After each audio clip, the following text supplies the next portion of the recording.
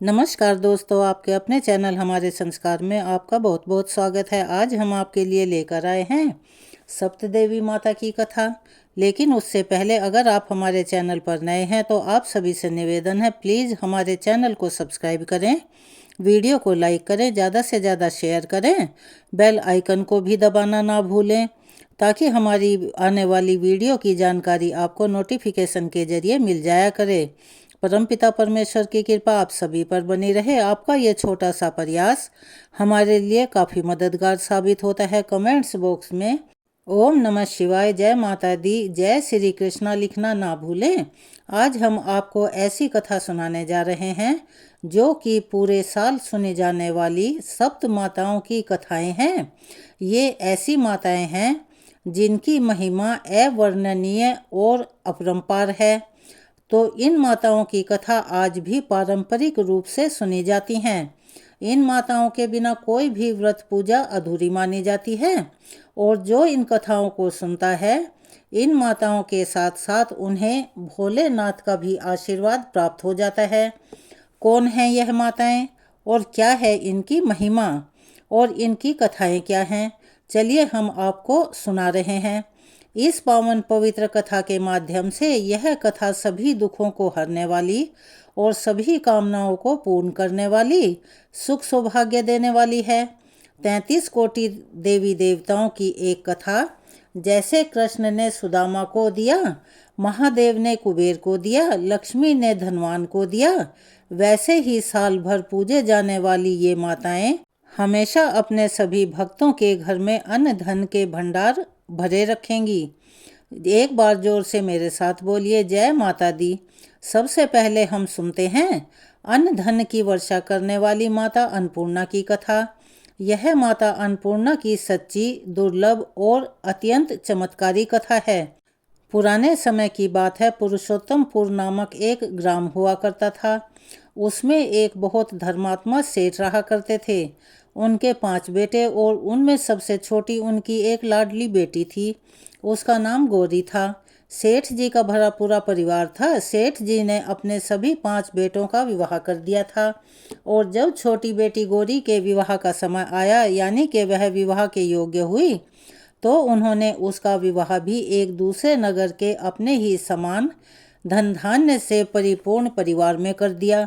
अब सेठ जी की पुत्री गौरी दुल्हन बनकर जिस घर में गई, वह उसका पति अपने माता पिता का इकलौता पुत्र था। अब गौरी बड़ी ही प्रसन्नता के साथ अपने ससुराल में दिन बिताने लगी। गौरी बड़ी ही सदाचारी, गुणवान तथा रूपवान थी। एक दिन की बात है, जब उसकी शादी को 1.25 महीना हो गया, तब उसकी सास ने गौरी को रसोई संभालने के लिए कहा। रसोई की सारी बातें उसने अच्छे से समझा दी। गौरी ने अपनी सासू माँ के पांव छूकर रसोई घर में प्रवेश किया। तब सास ने कहा, बहू, रोज सुबह जल्दी उठकर स्नान आदि से निवृत्त होकर पूजा पाठ करके ही तुम रसोई घर में प्रवेश किया करना और फिर खाना बनाना।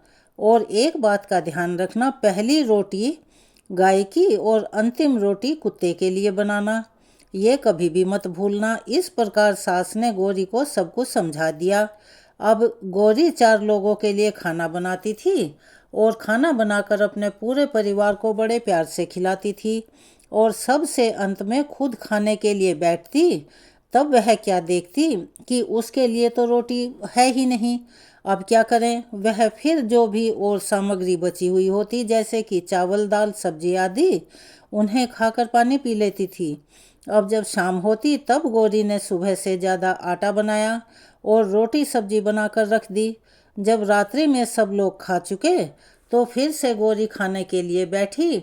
उसने रोटी का डब्बा खोला तो उसमें फिर से एक भी रोटी नहीं थी। यह देखकर उसे बड़ा आश्चर्य हुआ कि उसने तो सुबह से भी ज़्यादा आटा बनाया था, लेकिन फिर भी उसके लिए रोटियां बची नहीं। अब वह सिर्फ सब्जी खाकर पानी पीकर सो गई।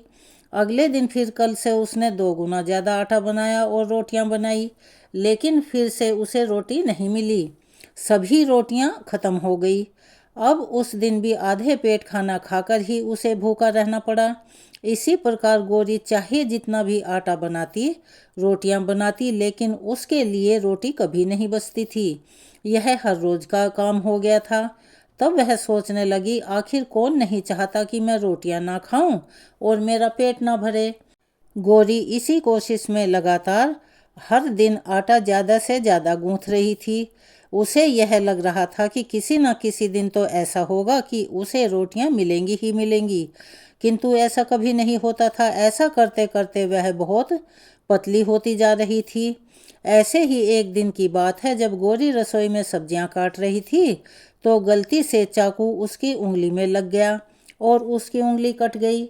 अब वह रोटियां नहीं बना पा रही थी, तो उसकी सास ने कहा कि बहू आज रहने दो, कोई बात नहीं, आज रोटियां मैं बना लूँगी। तब गौरी ने कहा, नहीं माँ, आप सिर्फ आटा बना दीजिए, रोटियां तो मैं सेक लूँगी। तब उसकी सास ने आटा बनाया और फिर गौरी को दे दिया। गौरी रोटियां बनाकर तैयार कर देती है।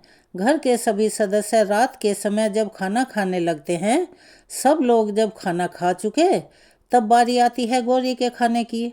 तो वह बड़े दुखी मन से खाने के लिए बैठती है और सोचती है कि आज तो सासू माँ ने आटा भी कम ही बनाया था, तो मेरे लिए तो आज किसी भी हालत में रोटियां नहीं बची होंगी। लेकिन फिर भी वह अपनी आदत के अनुसार रोटी के डब्बे को खोलकर देखती है, तो उसने उसमें क्या देखा? उसमें 4-5 रोटियां पड़ी हैं। यह देखकर उसे बड़ा खुशी हुई। अब क्या था, ऐसे ही 7 दिनों तक बहू की सास आटा गूंथ कर देती और बहू रोटियां बनाती और गौरी को रोज रोटियां मिलने लगी। इन 7 दिन बहू ने पेट भरकर खाना खाया। जब 8वां दिन आया तो बहू का हाथ ठीक हो चुका था। तब सास ने कहा, गौरी, क्या मैं आज आटा बना दूं या फिर तुम आटा बना लोगी? गौरी ने कहा, नहीं माँ, आज तो मेरा हाथ ठीक हो गया है, मैं आटा अपने आप बना लूँगी। उस दिन गौरी ने फिर से आटा बनाया और रोटियां बनाई, सबको बड़े प्यार से खाना खिलाया। जब गौरी के खुद के खाने की बारी आई, तब उसने देखा कि रोटी के डब्बे में तो रोटी है ही नहीं, पूरी रोटियां खत्म हो गई हैं। यह देखकर गौरी को बड़ा ही आश्चर्य हुआ। वह सोचने लगी कि जब तक सासू माँ ने आटा बनाया था तब तक तो मुझे रोटियां मिल रही थी, लेकिन जब से मैं दोबारा से आटा बनाने लगी हूँ तो मुझे रोटियां ही नहीं मिलती, जबकि सासू माँ मुझसे बहुत ही कम आटा बनाती थी। तब भी पूरे परिवार के खाना खाने के बाद मेरे लिए भी रोटियां बचती थी। ऐसी क्या बात थी? ये सब बातें सोचकर गौरी बहुत परेशान हो गई और दिन भर दुखी इधर उधर फिरती रही। फिर एक दिन की बात है, गौरी के पति ने गौरी से पूछा कि गौरी, तुम इतना परेशान क्यों रहती हो? इतना सारा धन संपत्ति घर में है, सब तुम्हारा ही तो है, तुम्हें रोकने टोकने वाला भी कोई नहीं है, तुम अपने मनपसंद चीज़ें बनाकर खा सकती हो, लेकिन तुम तो दिन ब दिन कमज़ोर होती जा रही हो। लेकिन गौरी ने लाज और संकोच से अपने पति को कुछ नहीं बताया। तब उसके पति ने सोचा कि शायद उसकी पत्नी को उसके माता पिता की याद आ रही हो, इसीलिए अगले दिन गौरी का पति अपने माता पिता से पूछने लगा कि पिताजी, मुझे ऐसा लग रहा है कि गौरी को उसके माता पिता की याद आ रही है, क्यों ना मैं उसे ले जाकर उसके मायके सबसे मिलवा कर ले आऊं। अपने बेटे की बात सुनकर गौरी के सास ससुर तैयार हो गए और उसे जाने की अनुमति दे दी और कहा, बेटा, यदि बहू को अपने माता पिता से मिलकर खुशी होती है तो तुम अवश्य ही उसको लेकर जाओ। गौरी का पति अपनी पत्नी को लेकर उसके मायके चला गया। दामाद और बेटी को देखकर उनका बहुत ही आवभगत हुई। तरह तरह के पकवान बनाए गए, खिलाए गए, बहुत सेवा शुश्रूषा की गई। उस दिन रात्रि में समय मिलने पर गौरी की माँ ने अपनी बेटी को एक तरफ ले जाकर पूछा कि बेटा, ये ऐसा क्या हुआ कि तुम इतनी कमज़ोर क्यों हो गई हो? तुम बड़ी पतली दुबली सी दिख रही हो, तुम्हें कौन सी ऐसी परेशानी है? क्या तुम्हारे ससुराल वाले तुम्हारा ध्यान नहीं रखते और तुम्हें किसी तरह का दुख देते हैं? जो भी बात है वो मुझे बताओ, जिससे तुम्हारी यह हालत हो गई है। अपनी माँ की बातें सुनकर गौरी ने अपनी सारी परेशानी, सारी चिंताएं, सब कुछ उन्हें बता दी। अपनी बेटी की बात सुनकर गौरी की माँ ने कहा, बेटी, मुझे लगता है माँ अन्नपूर्णा तुमसे नाराज हैं। इस विषय में मैं तो वहाँ तुम्हारे घर में कुछ नहीं कर सकती, लेकिन तुम्हारे ससुराल में हमारा बोलने का अधिकार भी नहीं है। इसीलिए मैं तुम्हें यह कह रही हूँ कि तुम यहाँ से जब जाओगी तो इस विषय में अपने सास और ससुर से बात करना, वही तुम्हारी मदद करेंगे और तुम्हें कोई रास्ता बताएंगे और तुम्हारी इस समस्या का समाधान होगा। बेटी माँ अन्नपूर्णा जब नाराज होती हैं उसके साथ ऐसा ही होता है। अब अपनी माँ की बातें सुनकर गौरी ने यह निश्चय किया कि वह सारी बातें अपनी सासू माँ से करेगी। अब जब सुबह का समय हुआ तो गौरी अपने माता पिता से विदा लेकर अपने ससुराल में आ गई। गौरी के ससुराल में आने के बाद उसने अपने सास ससुर और अपने पति से सारी बातें बताई। वह कहने लगी, माँ जी, जब से मैंने रसोई का काम संभाला है, मैं खाना बनाती हूँ, तब से मुझे एक भी दिन रोटियां नहीं मिलती। मैं बिना खाई ही सो जाती हूँ। किसी किसी दिन पानी पी के सो जाती हूँ, किसी किसी दिन चावल सब्जी बचती है तो वह खाती हूँ। रोटी तो मुझे कभी नहीं मिलती। और माँ, आपको याद है मेरा जब हाथ कटा था तब आपने उस समय आटा बनाया था और वह भी बहुत कम मात्रा में बनाती थी आप। फिर भी मुझे रोटियां मिला करती थी, यानी कि रोटी बच जाया करती थी और मैं भर पेट खाना खा लिया करती थी। लेकिन अब जब मेरे हाथ का घाव ठीक हो गया तब से फिर से मैंने आटा बनाने शुरू कर दिया और रोटियां बनाने लगी। अब मुझे फिर से रोटियां नहीं मिलती। मैं आधे पेट ही खाना खाती हूँ। अपनी बहू की बातें सुनकर सास को झट से सब कुछ समझ में आ गया। उसने कहा, बेटा, यह शायद मेरी ही गलती है। मैंने तुम्हें सब कुछ तो बता दिया, सब कुछ सिखा दिया, लेकिन एक बात जो सबसे महत्वपूर्ण है वो तो मैं तुम्हें बताना भूल ही गई। ऐसा कहकर सास अपनी बहू का हाथ पकड़कर रसोई में ले आई और एक परात में आटा निकालकर उस आटे को अच्छे से गूंथ दिया। उसको गूंथने के बाद उस बने हुए आटे पर अपनी उंगलियों के 5 छाप लगा दी और कहा, बेटा, यह माँ अन्नपूर्णा का हाथ की छाप होती है, उनका चिन्ह माना जाता है। आटा लगाने के बाद कोई भी स्त्री इस तरह छाप अगर लगाती है तो उसके घर में बरकत होती है। इसका मतलब यह है कि माँ अन्नपूर्णा की कृपा सभी परिवार वालों पर बरसे और कोई भी सदस्य घर में भूखे पेट ना सोए। बहू, मैं तुम्हें ऐसा बताना भूल गई थी। यह तुम्हारी गलती नहीं थी। आज से तुम जब भी आटा बनाओगी उस वक्त आटे पर अपने 5 उंगलियों की छाप छोड़ देना और माँ अन्नपूर्णा तुम्हारे ऊपर अवश्य ही कृपा करेंगी, ऐसा मेरा विश्वास है। और तुम्हें कभी भी खाली पेट नहीं सोना पड़ेगा। यह बरकत का निशान होता है। अब अपनी सासू माँ की बात सुनकर बहू हर रोज आटा गूंथती और फिर उस पर अपनी 5 उंगलियों की छाप छोड़ देती और फिर रोटियां बनाती। अब बहू को भी हर रोज रोटियां मिलने लगी। वह पेट भरकर भोजन करने लगी और फिर से स्वस्थ हो गई। माँ अन्नपूर्णा की कृपा उस पर भी बरसने लगी। उसके हाथ में माँ अन्नपूर्णा का वास हो गया। घर पर कोई भी सदस्य भूखा नहीं रहता था। जो कोई मेहमान आता या कोई भीख मांगने के लिए भिक्षुक आता, उसे भी वह खाना खिलाकर ही घर से विदा करती थी। इस प्रकार बहू के ऐसा करने से उसके घर में बरकत होने लगी, अन्न धन की वर्षा होने लगी। सभी कथा सुनने वालों को अगर इसके बारे में ना पता हो तो यह 5 उंगलियों की छाप का रहस्य है। आटा बनाने के बाद उस पर 5 उंगलियों की छाप लगाना हमारी पुरानी परंपरा है। यह माँ लक्ष्मी और अन्नपूर्णा का चिन्ह माना जाता है। ऐसा करने से माता अन्नपूर्णा सदा प्रसन्न रहती हैं और घर वालों पर अपनी कृपा दृष्टि बनाए रखती हैं। घर का कोई भी सदस्य भूखे पेट नहीं रहता और हमारे पूर्वजों से लेकर अब तक यह परंपरा चली आ रही है। सभी माता बहनों से निवेदन है कि वह जब भी आटा गूंथें उस पर अपनी 5 उंगलियों की छाप अवश्य ही लगाएं। इसे माँ अन्नपूर्णा से प्रार्थना करें कि सबके पेट भरें और सबका कल्याण करें, घर में अन्न धन की वर्षा हो। ओम नमः शिवाय। जय हो माँ अन्नपूर्णा की। यहाँ पर माँ अन्नपूर्णा की कथा संपूर्ण होती है। अब सुनते हैं माँ लक्ष्मी जी की कथा। एक बार भगवान नारायण लक्ष्मी जी से बोले, लोगों में कितनी भक्ति बढ़ गई है, सब नारायण नारायण कहते हैं। तो लक्ष्मी जी बोली, आपको पाने के लिए नहीं, मुझे पाने के लिए भक्ति बढ़ गई है। तब नारायण भगवान ने कहा, लक्ष्मी लक्ष्मी ऐसा जाप थोड़े ही ना करते हैं। इस पर माता लक्ष्मी बोली कि विश्वास ना हो तो चलो एक परीक्षा हो जाए। नारायण भगवान एक गांव में ब्राह्मण का रूप लेकर एक नए घर में एक घर का दरवाजा खटखटाया। घर के यजमान ने दरवाजा खोलकर पूछा, कहाँ के हो? भगवान बोले, हम तुम्हारे नगर में भगवान का कथा कीर्तन करना चाहते हैं। यजमान बोला कि ठीक है महाराज, जब तक कथा होगी तब तक आप हमारे घर में रहना। गांव के कुछ लोग इकट्ठा हो गए और सब तैयारियां कर दी। पहले दिन कुछ लोग आए। अब भगवान स्वयं कथा कर रहे थे तो सत्संग बढ़ा। दूसरे दिन, तीसरे दिन और फिर वहाँ पर भीड़ हो गई। भगवान खुश हो गए कि कितनी भक्ति है लोगों में। लक्ष्मी माता ने सोचा कि अब देखा जाए कि क्या चल रहा है। लक्ष्मी माता ने बूढ़ी माता का रूप बना लिया और उसी नगर में पहुंच गई।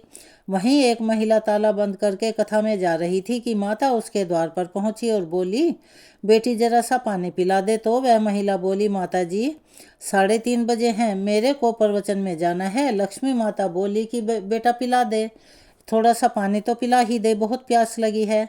तो वह महिला लोटा भर करके पानी लाई। माता ने पानी पिया और लोटा वापस लौटा दिया। वह लोटा सोने का हो गया। यह देखकर महिला बड़ी आश्चर्यचकित हो गई कि लोटा तो दिया था स्टील का या पीतल का और वापस लिया तो सोने का। यह कैसी चमत्कारी माता है। अब तो वह महिला हाथ जोड़कर कहने लगी कि माता, आपको भूख भी लगी होगी, खाना खा लीजिए। यह सोचकर कि माता जी खाना खाएंगी तो थाली, कटोरी, चम्मच, गिलास सभी बर्तन सोने के हो जाएंगे। माता लक्ष्मी बोली, तुम जाओ बेटी, तुम्हारा प्रवचन का समय हो गया है। वह महिला प्रवचन में तो आई, लेकिन आसपास की महिलाओं को सारी बातें बता दी। अब महिलाएं यह बात सुनकर चालू सत्संग में से उठकर चली गई। अगले दिन कथा में लोगों की संख्या कम हो गई।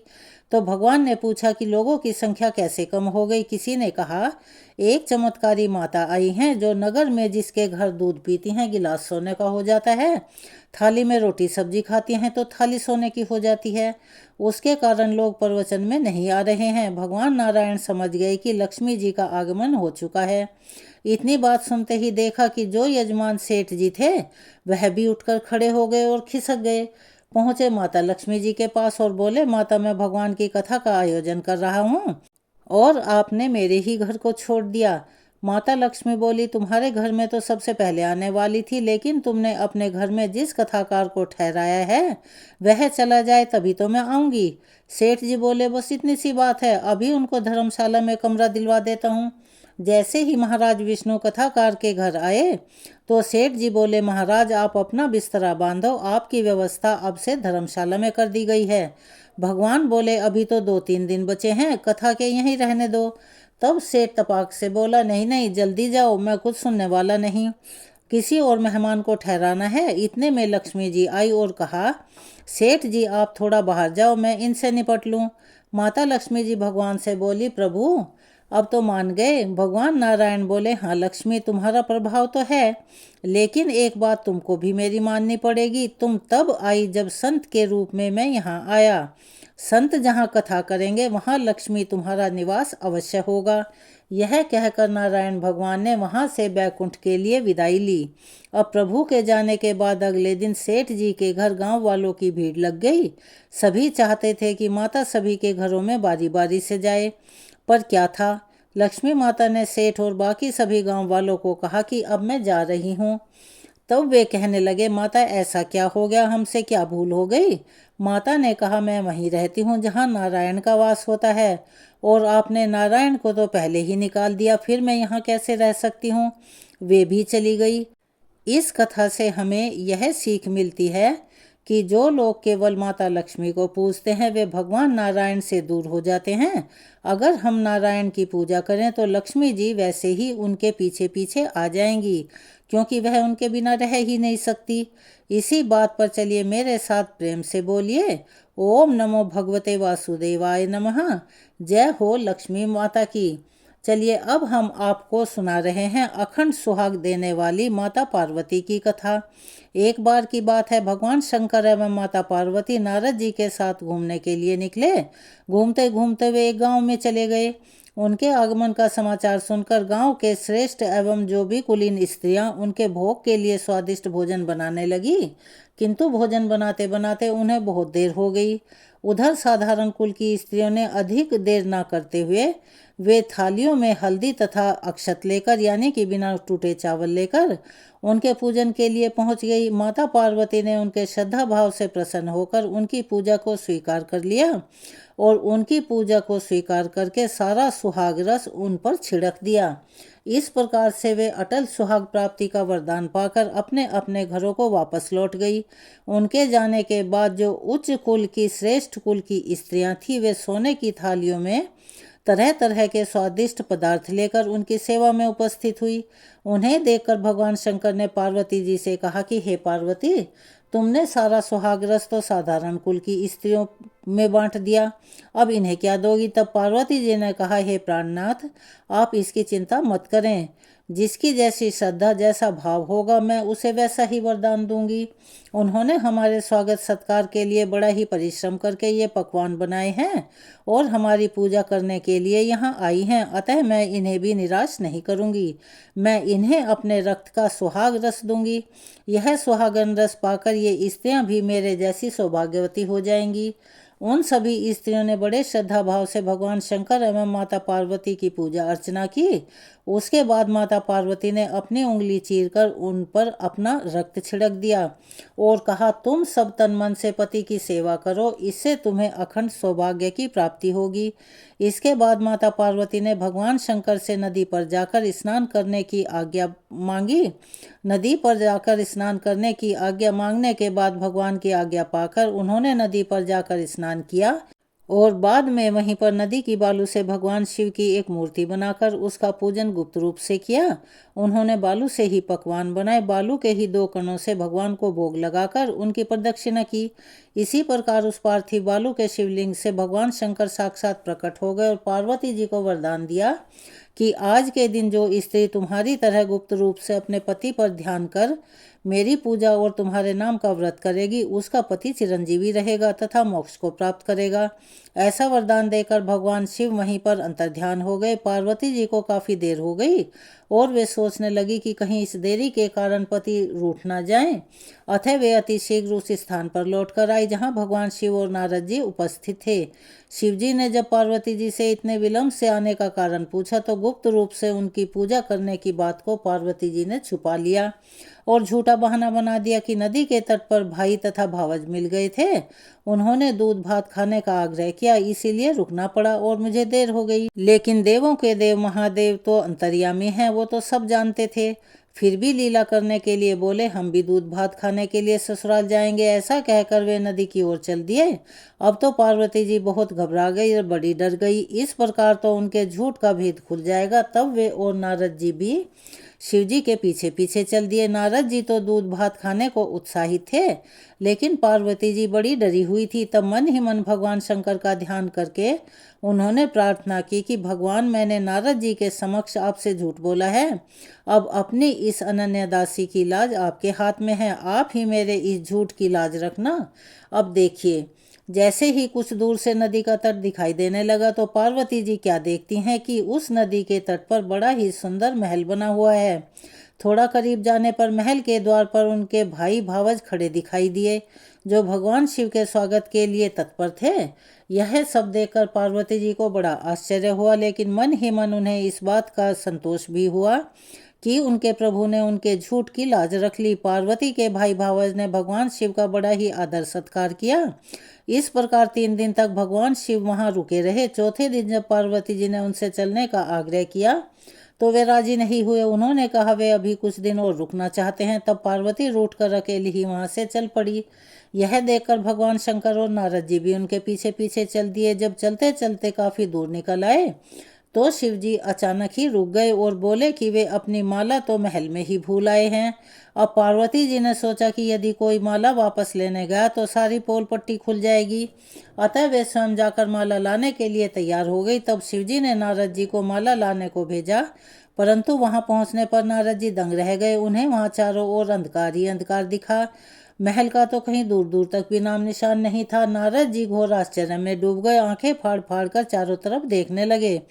उन्हें भगवान शिव की माला एक वृक्ष पर टंगी हुई मिली। उन्होंने शीघ्रता से वह माला उस वृक्ष से उतारी और तेजी से उस ओर बढ़े जहां माता पार्वती और शिवजी को छोड़कर आए थे, और जल्दी से वहां पहुंचकर उन्हें इस यात्रा का वृतांत और आश्चर्यजनक घटना उन्हें सुनाई। नारद जी के मुख से उनकी यात्रा का वृतांत सुनकर भगवान शिवजी मुस्कुराए और बोले देव ऋषि, यह सब पार्वती की ही लीला है। उन्होंने यहाँ मेरा गुप्त पूजन किया था। इस बात को यह मुझसे छिपाना चाहती थी, इसीलिए मुझसे भाई भावज के नदी तट पर मिलने का झूठा बहाना बनाया और अपनी माया से सब लीला रची। इसी लीला का सत्य दर्शन करने के लिए मैंने तुम्हें माला लेने वहाँ भेजा था। इस प्रकार पार्वती जी लजा कर बोली, क्या बात करते हो प्रभु, मैं भला किस योग्य हूँ, यह सब तो आपकी ही कृपा का प्रभाव था।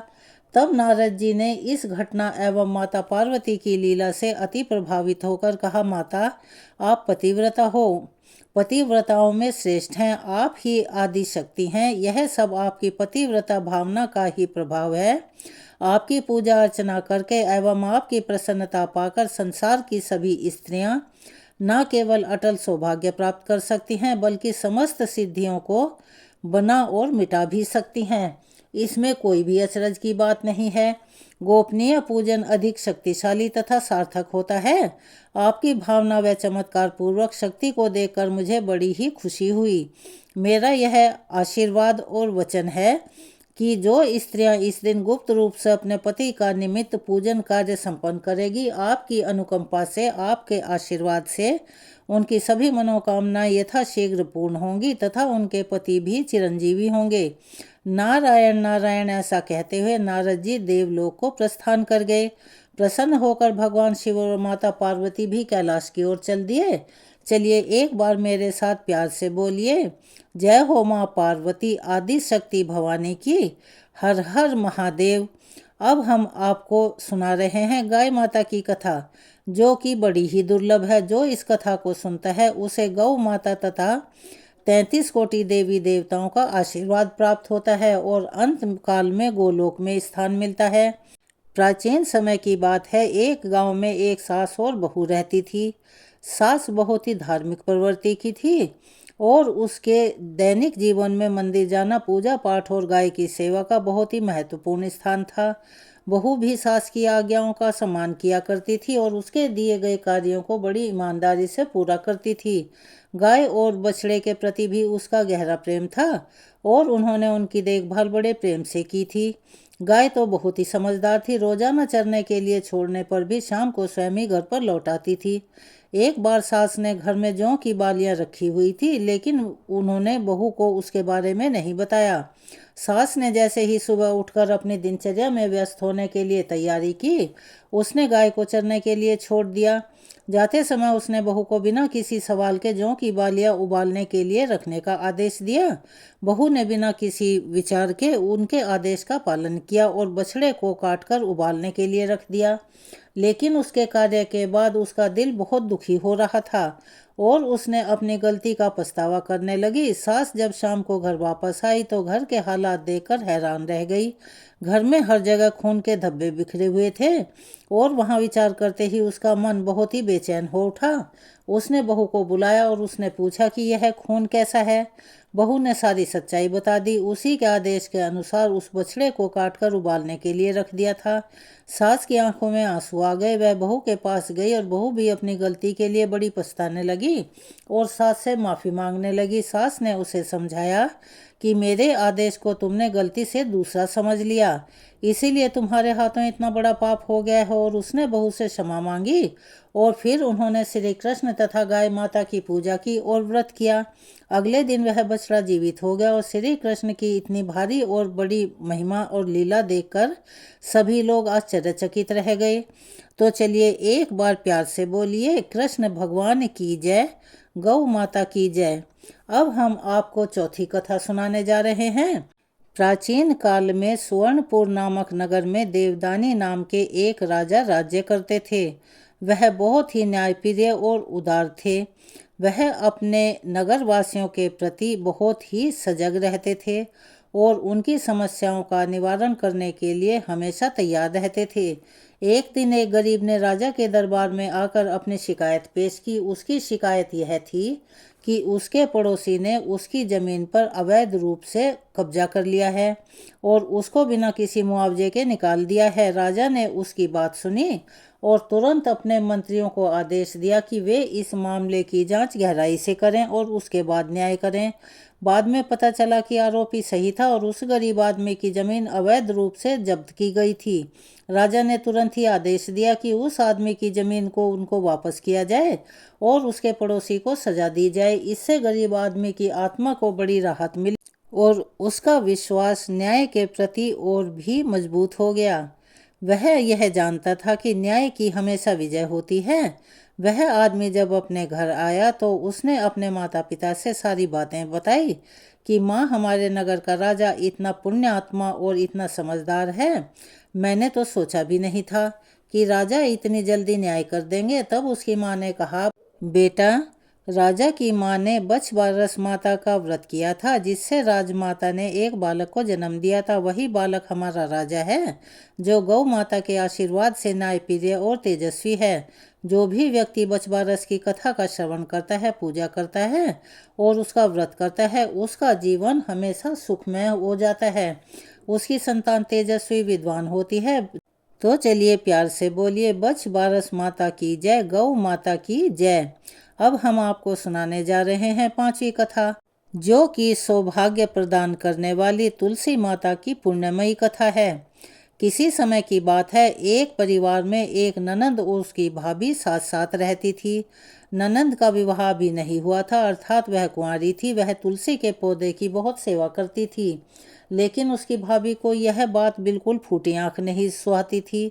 जब कभी उसकी भाभी को बहुत ज़्यादा गुस्सा आता, तब वह उसे ताना देते हुए कहती कि जब तुम्हारा विवाह होगा, मैं तुलसी ही बारातियों को खाने में दूंगी और तुम्हारे दहेज में भी तुलसी ही दूंगी। अब जैसे जैसे समय बीतने पर ननंद का विवाह पक्का हुआ। विवाह के दिन जैसे ही बारात आई, भाभी ने अपने कहने के अनुसार बारातियों के सामने वही तुलसी का गमला फोड़ दिया और खाने के लिए कहा। तुलसी माता की ऐसी कृपा हुई कि वह फूटा हुआ गमला बहुत सारे स्वादिष्ट पकवानों में बदल गया और भाभी ने गहनों के नाम पर भी तुलसी की मंजरी के बने हुए गहने अपनी ननंद को पहना दिए। लेकिन यह क्या, वह भी सुंदर सोने हीरे मोतियों में बदल गए। भाभी ने वस्त्रों के स्थान पर तुलसी का जनेऊ रख दिया और जब ससुराल में उसके सामान को खोला गया तो वह रेशमी तथा सुंदर वस्त्रों में बदल गया। ननंद की ससुराल में उसके दहेज की बहुत तारीफ हुई। यह बात भाभी के कानों तक उड़ती उड़ती जा पहुंची तो उसे बड़ा आश्चर्य हुआ। उसे अब तुलसी माता की पूजा का महत्व समझ में आ गया। भाभी की भी एक लड़की थी। वह अपनी लड़की से कहने लगी, तुम भी तुलसी की सेवा किया करो, तुम्हें भी तुम्हारी बुआ की तरह से फल मिलेगा। उसकी लड़की को उसमें बिल्कुल भी दिलचस्पी नहीं थी। उसने ज़बरदस्ती अपनी लड़की से सेवा करने के लिए कहा, लेकिन लड़की का मन तो तुलसी सेवा में लगता ही नहीं था। लड़की के बड़े होने पर उसके विवाह का समय आया, तब भाभी ने सोचा कि जैसा व्यवहार मैंने अपनी ननंद के साथ किया था, वैसा ही अपनी बेटी के साथ भी करती हूँ, तो वह भी गहनों से लज जाएगी और बारातियों को खाने में अच्छे अच्छे पकवान मिलेंगे। ससुराल में इसे बहुत इज्जत मिलेगी। यह सोचकर वह सारी बारातियों के सामने तुलसी का गमला फोड़ देती है। लेकिन इस बार क्या, गमले की मिट्टी मिट्टी ही रहती है। मंजरी तथा पत्ते भी अपने रूप में ही रहते हैं। जनेऊ भी अपना रूप नहीं बदलता। सभी लोगों तथा बारातियों द्वारा भाभी की बुराई की जाती है। लड़की की ससुराल वाले भी लड़की की बहुत बुराई करते हैं। वह भाभी कभी ननंद को नहीं बुलाती थी। तब एक दिन भाई ने सोचा कि मैं अपनी बहन से मिलकर आता हूँ। उसने अपनी पत्नी से कहा कि मेरी बहन के लिए कुछ उपहार दे दो। तब भाभी ने थैले में जवार भरकर कहा कि और कुछ घर में नहीं है, तुम यही ले जाओ। भाभी का स्वभाव बड़ा क्रूर था, तो भाई ने कुछ नहीं कहा, लेकिन वह मन से बड़ा दुखी हुआ और उस थैले को लेकर बहन के घर की तरफ चल दिया। और रास्ते में वह सोच रहा था कि कोई भाई अपने बहन के घर यह सब कैसे लेकर जा सकता है। यह सोचकर रास्ते में एक गौशाला आई। वह वहां रुका और उसने वह जवार का थैला गाय के सामने उलट दिया। गाय पालने वाले ने कहा, अरे भाई, यह तुम क्या कर रहे हो? गाय के सामने हीरे मोती और सोना क्यों डाल रहे हो? यह तो चारा खाती है। भाई ने सारी बातें उसे बताई और धन लेकर खुशी खुशी अपनी बहन के घर चल दिया। दोनों बहन भाई एक दूसरे को देखकर बहुत खुश हुए। तो चलिए एक बार प्यार से बोलिए, तुलसी महारानी की जय। अब हम आपको सुना रहे हैं संकटा माता की कथा। एक बार की बात है, एक राज्य में एक राजा रहते थे। राजा बड़े ही प्रजा से प्रेम करने वाले और सबका भला चाहने वाले थे।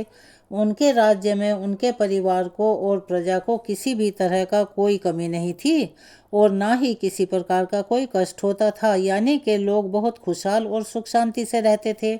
लेकिन राजा को हमेशा एक ही चिंता सताती रहती थी, क्योंकि उस राजा और रानी के कोई संतान नहीं थी। एक दिन राजा सुबह सवेरे सैर पर निकले, तब एक औरत अपने घर के बाहर झाड़ू लगा रही थी। राजा को देखकर वह बोली, हे भगवान, आज सुबह सवेरे कैसे वंशीन आदमी का चेहरा देख लिया। आज का दिन तो बहुत ही खराब जाएगा। राजा ने यह बात सुनी और अनसुनी करके अपने महल में वापस लौट आए। राजा बार बार इसी बात को याद करके सारा दिन परेशान होते रहे। रात के भोजन के समय जब उनकी रानी ने उनकी चिंता का कारण पूछा तो उन्होंने कुछ नहीं कहकर बात को टाल दिया। लेकिन जब रानी के बहुत बार पूछने पर भी राजा को, आपको क्या हुआ है, चिंता किस बात की सता रही है, आपको किस बात की परेशानी है, तो राजा ने अपनी रानी को सुबह वाली घटनाक्रम सारा का सारा बता दिया। राजा की बात सुनकर रानी को बहुत दुख हुआ, पर वह अपनी प्रजा की देखभाल में कोई कमी नहीं करती थी। लेकिन फिर भी उनको संतान न होने की वजह से लोग उनका चेहरा देखना अशुभ मानते थे। राजा की परेशानी की वजह से रानी भी चिंता करने लगी और यही बात रानी की एक विश्वसनीय दासी ने पूछ ली, रानी साहिबा, आपकी चिंता का क्या कारण है, वह क्या चीज़ है जो आपको परेशान कर रही है। रानी ने उसे बहुत टालना चाहा, लेकिन दासी के बहुत ही आग्रह करने पर रानी ने अपनी सेविका को राजा के साथ सुबह जो भी हुआ था वह सब कुछ बता दिया। इस पर रानी की सेविका ने उन्हें विश्वास दिलाया कि आप मेरी बात माना और जैसा मैं कहूँ वैसा ही करना। इस पर रानी ने अपनी दासी की बात मान ली। रानी की दासी ने अगले दिन पूरे राज्य में मुनादी करवा दी, यानी कि ढिंढोरा पिटवा दिया कि रानी गर्भवती है।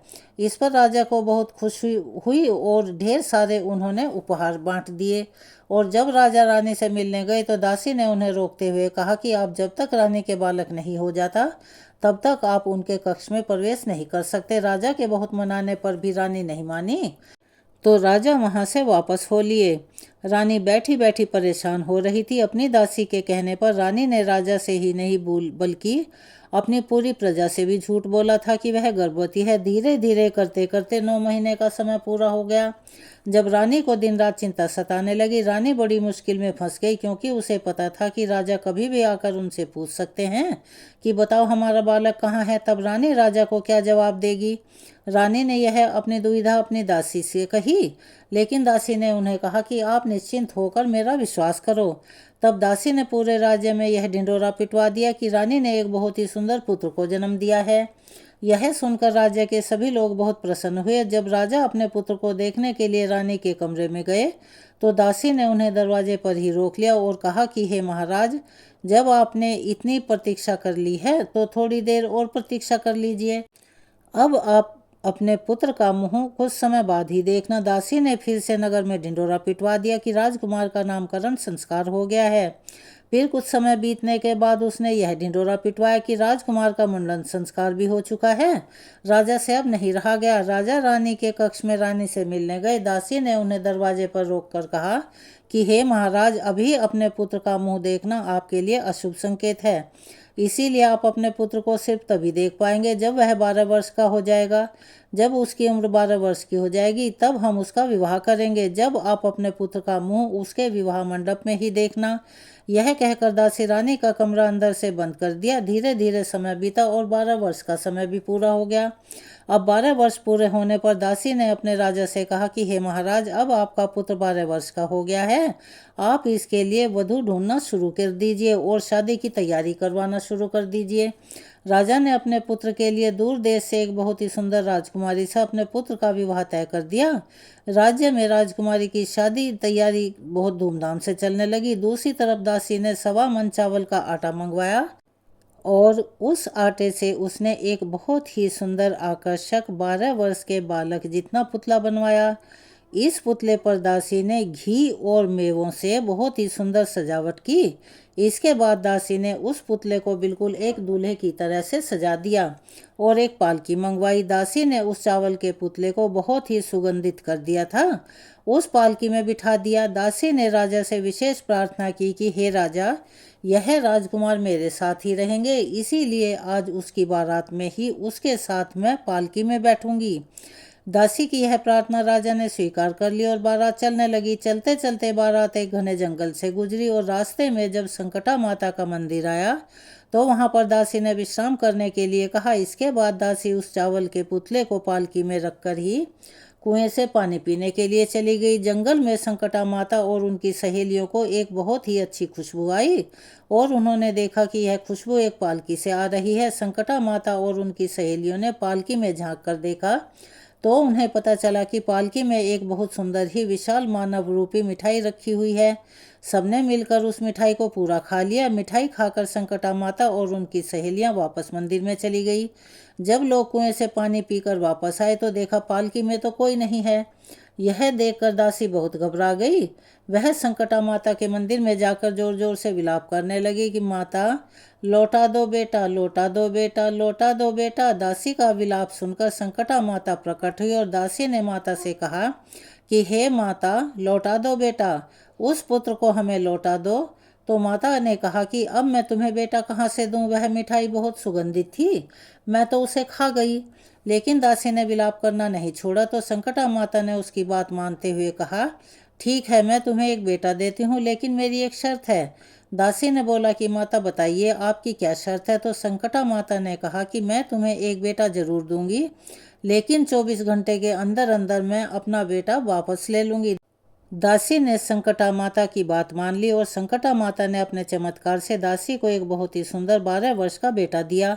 इतना अप्रतिम सुंदर बालक देखकर दासी तो आश्चर्यचकित हो गई। बालक को पालकी में बिठाकर जब वह विवाह स्थल पर पहुंची तो राजकुमार को चौबेरी में बैठाया गया। तब दासी ने राजा से कहा, महाराज, आप अपने पुत्र का चेहरा अब देख सकते हैं।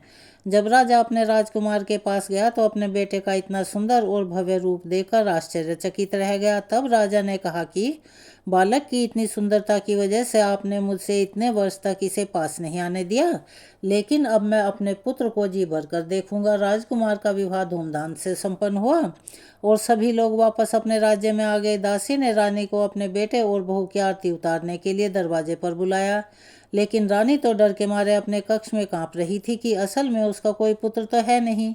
यह बात जब राजा को पता चलेगी तो राजा उनसे गुस्से में आकर भयंकर दंड देंगे। लेकिन दासी के बार बार बुलाने पर रानी ने जब खिड़की से बाहर झांक कर देखा तो सच में ही एक बहुत ही सुंदर राजकुमार राजकुमारी को अपने दरवाजे पर खड़ा पाया। रानी पूजा की थाली बाहर लेकर आई और अपने बेटे को घर के अंदर प्रवेश दिलवाया।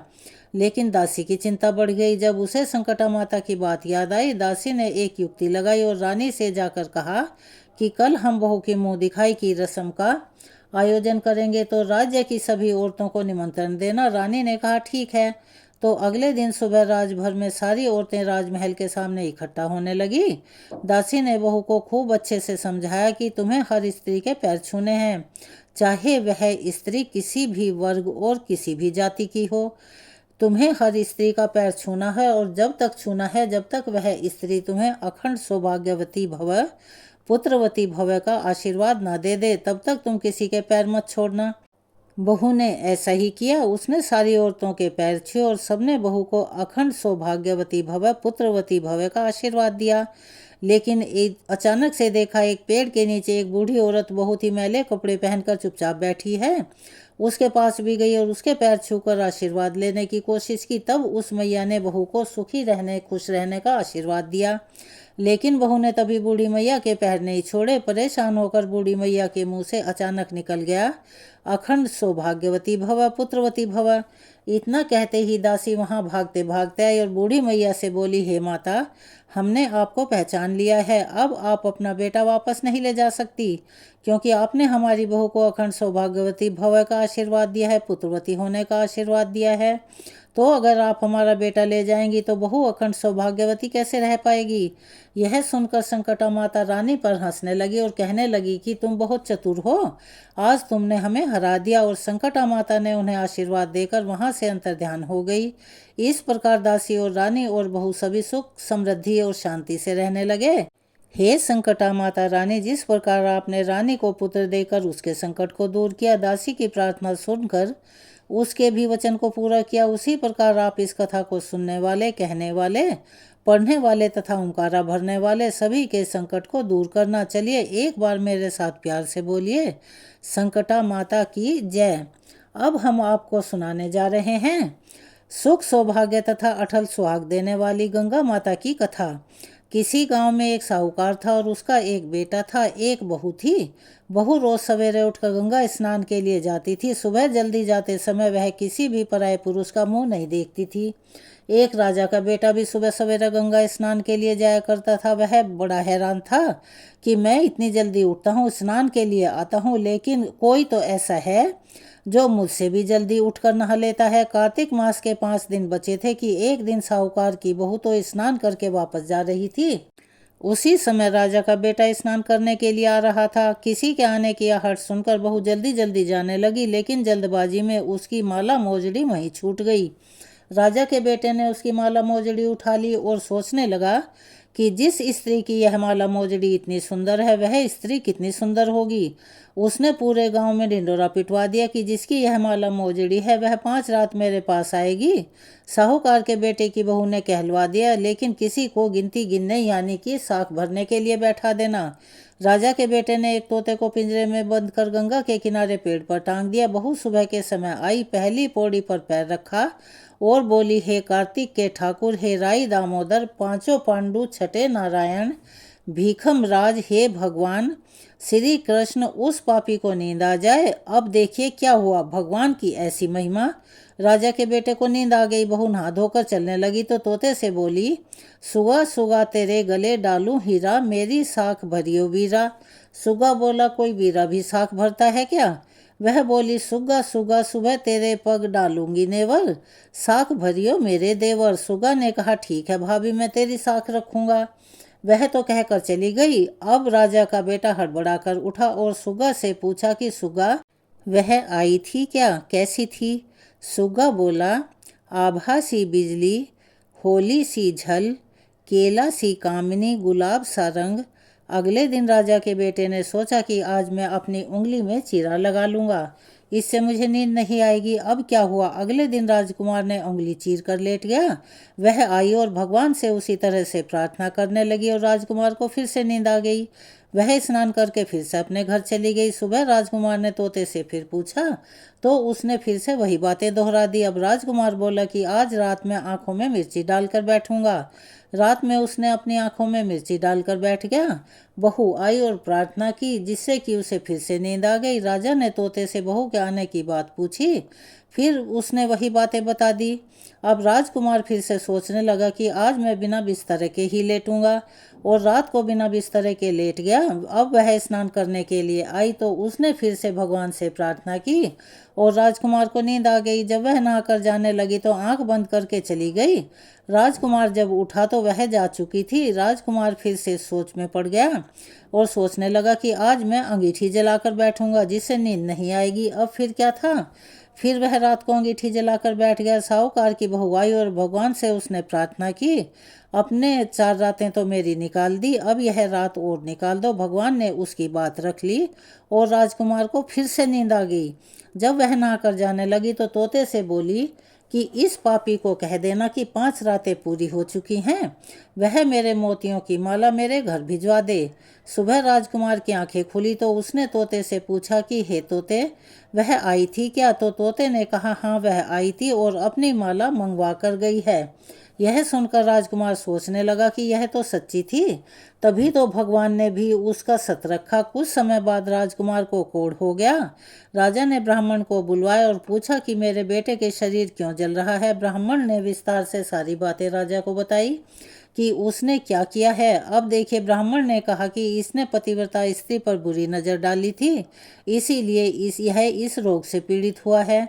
राजा ने उसके ठीक होने का उपाय पूछा तो ब्राह्मण ने कहा कि उस साहूकार की बहू को धर्म की बहन बनाए, रोज उसके नहाए हुए जल से यह स्नान करे, तब यह ठीक हो जाएगा। राजा साहूकार की बहू की माला लेकर साहूकार के घर गया और बोला कि हे साहूकार, यह माला अपने पुत्र वधू को दे दो और अपनी बहू के नहाए हुए जल से मेरे बेटे को नहला दो। साहूकार बोला कि यह लो, किसी पराये पुरुष का मुंह तक नहीं देखती। राजन, आप उसे इस नाली पर बैठा दीजिए, जब वह ऊपर नहाएगी तब छत के नीचे इस नाली के द्वारा पानी आएगा। तो उस पानी से आपका पुत्र नहा लेगा। राजकुमार ने ऐसा ही किया और कुछ समय बाद उसका शरीर चंदन सा हो गया। पंचभीकु दान। हे कार्तिक मास के भगवान, हे श्री कृष्ण जी, जैसे आपने साहूकार की पुत्रवधू का सत्य रखा, उसकी लाज रखी, उसके धर्म की रक्षा की, वैसे ही सभी बहनों के धर्म की रक्षा करना, उनकी लाज रखना और अपने सभी भक्तों पर कृपा बनाए रखना। अगर आप हमारे चैनल पर नए हैं और अभी तक चैनल को सब्सक्राइब नहीं किया है तो आप सभी से निवेदन है, प्लीज़ हमारे चैनल को सब्सक्राइब करें, वीडियो को लाइक करें, ज़्यादा से ज़्यादा शेयर करें, बेल आइकन को दबाना ना भूलें। आपका छोटा सा प्रयास हमारे लिए काफ़ी मददगार साबित होता है। कमेंट्स बॉक्स में जय श्री कृष्णा, राधे राधे, हर हर महादेव लिखना ना भूलें। अपना सहयोग और प्यार हमें ऐसे ही प्रदान करते रहें। धन्यवाद।